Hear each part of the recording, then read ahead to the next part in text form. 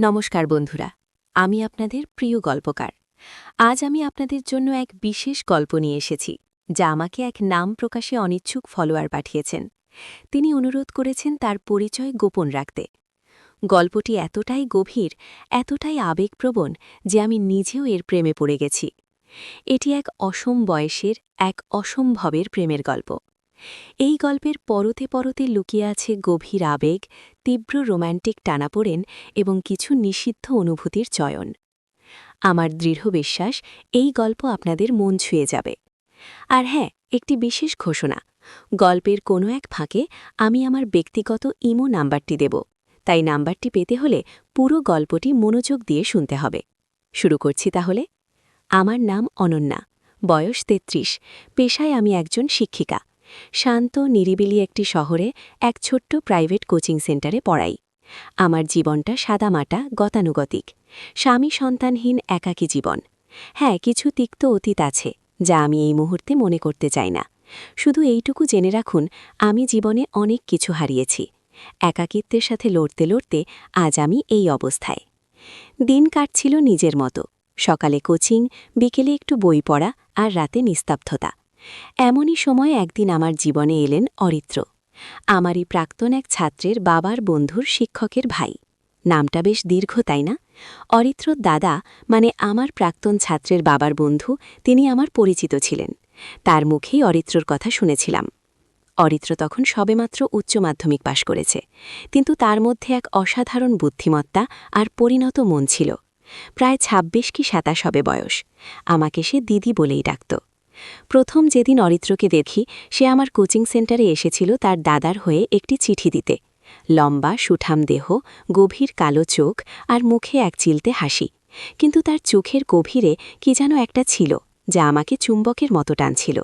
সেই আকর্ষণ যে নিশকি কোনো শিক্ষিকা ছাত্রের সম্পর্কের টান নয়, তা আমি প্রথম থেকেই বুঝতে পারছিলাম। কিন্তু সেই অনুভূতিকে দমন করার আপ্রাণ চেষ্টা করেছিলাম। নিজেকে বারবার বুঝিয়েছি, এই চিন্তা অন্যায়। অরিত্র প্রায়ই আসত, কখনো দাদাকে কোনো বই দেবে বলে, কখনো বা কোনো প্রয়োজনে।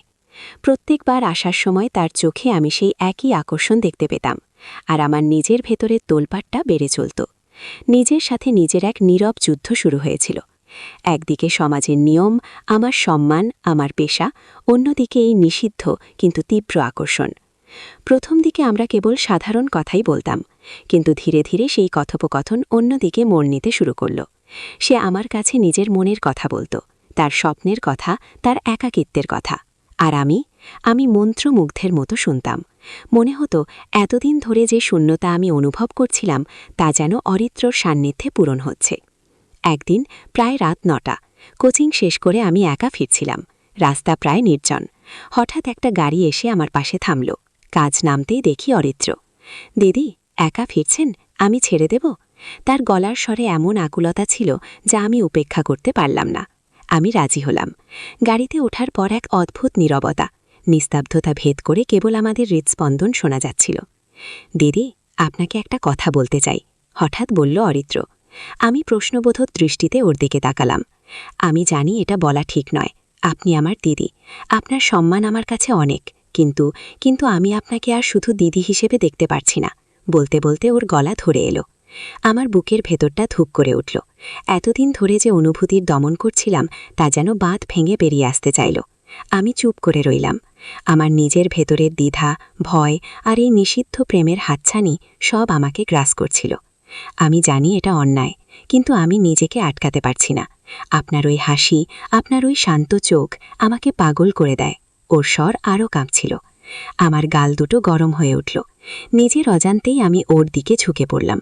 আমার নিঃশ্বাস ভারী হয়ে আসছিল। মনে হচ্ছিল এই মুহূর্তে সব নিয়ম, সব ভয় তুচ্ছ, শুধু এই তীব্র আকর্ষণই সত্য। অরিত্র, আমার গলা দিয়ে কেবল এইটুকু স্বর বেরোল। সেদিন রাতে গাড়িতেই আমরা একে অপরের কাছাকাছি এসেছিলাম। না, কোনো স্পর্শ নয়, কেবল আমাদের হৃদয়ের স্পন্দন। আমাদের একে অপরের প্রতি তীব্র আকর্ষণ আমাদের মধ্যে এক অলঙ্ঘনীয় প্রাচীর তৈরি করেছিল। আমরা জানতাম এই সম্পর্ক সমাজে অগ্রহণযোগ্য, কিন্তু তবুও আমাদের মন একে অপরের দিকেই ছুটে যাচ্ছিল। এরপর থেকে আমাদের দেখা সাক্ষাৎ আরও ঘন ঘন হতে লাগল। যখনই সুযোগ পেতাম দেখা করতাম, কখনো রাতের নির্জন রাস্তায়, কখনো বা কোচিং সেন্টারের ফাঁকা ঘরে। প্রত্যেকবার আমাদের দেখা হওয়া ছিল এক নতুন অধ্যায়ের সূচনা। সেখানে মিশে থাকত ভয়, উত্তেজনা আর গভীর ভালোবাসা। একদিন প্রায় মধ্যরাতে অরিত্র আমাকে ফোন করল। দিদি, বাড়ি আসতে পারবেন? একা আছি। ওর গলার স্বরে স্পষ্ট আকুতি। আমি দ্বিধাগ্রস্ত ছিলাম, কিন্তু ওকে একা ছেড়ে দিতে মন চাইল না। ওর প্রতি আমার টানটা তখন এতটাই গভীর হয়ে গিয়েছিল যে আমি নিজের অজান্তেই ওর কাছে যেতে চাইতাম। আমি গেলাম। অরিত্রর বাড়িতে তখন কেউ ছিল না। আবছা আলোয় ওর ঘরটা যেন আরও রহস্যময় লাগছিল। ও আমাকে জড়িয়ে ধরল। সেই আলিঙ্গনে ছিল দীর্ঘ প্রতীক্ষার আবেগ, আর মিশে ছিল একটি নিষিদ্ধ প্রেমের তীব্র অনুভূতি। তোমাকে ছাড়া আমার আর ভালো লাগে না অনন্যা। ও আমার নাম ধরে ডাকল, প্রথমবার। আমার নাম ধরে ডাকাতেই আমার ভেতরটা কেঁপে উঠল। এই প্রথমবার কেউ আমাকে এভাবে ডাকল। এই সম্বোধনে মিশেছিল অধিকার আর ভালোবাসা। আমি ওর চোখে চোখ রাখলাম। সেই দৃষ্টিতে ছিল একই ধরনের আকুলতা, যা আমাকেও আচ্ছন্ন করে রেখেছিল। আমি জানি এটা ঠিক নয়, আমি ফিসফিস করে বললাম। জানি, কিন্তু ভালোবাসা কি সবসময় নিয়ম মেনে চলে? ওর প্রশ্ন আমার মনের গভীরে আঘাত করল। সেই রাতে আমাদের মধ্যে যা ঘটেছিল তা কেবল দুটি মানুষের মধ্যেকার তীব্র আবেগ আর নিষিদ্ধ ভালোবাসার প্রকাশ। আমরা একে অপরের মধ্যে হারিয়ে গিয়েছিলাম। সেই মুহূর্তে সমাজ, নিয়ম, ভবিষ্যৎ সব তুচ্ছ মনে হচ্ছিল। শুধু অরিত্র আর আমি, আর আমাদের এই গোপন গভীর ভালোবাসা। এরপর আমাদের সম্পর্ক আরও গভীর হতে লাগল।